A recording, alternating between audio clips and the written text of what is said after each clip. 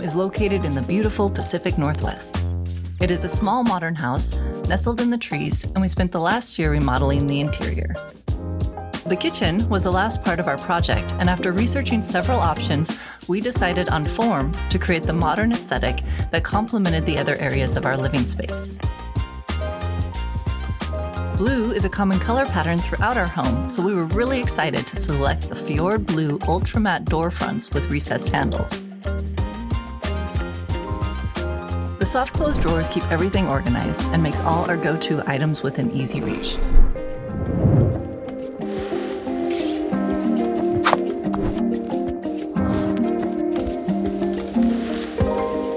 We enjoy cooking and entertaining, and the layout and functionality allow for us to move about with ease, and all our kitchen essentials are at our fingertips.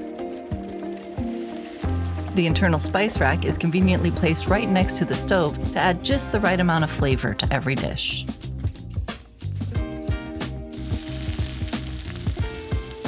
The upper cabinets have sleek doors that lift upwards to reveal all our dishes, while the floating shelves were the perfect spot to add that splash of color. Light changes the mood and creates the atmosphere of a room.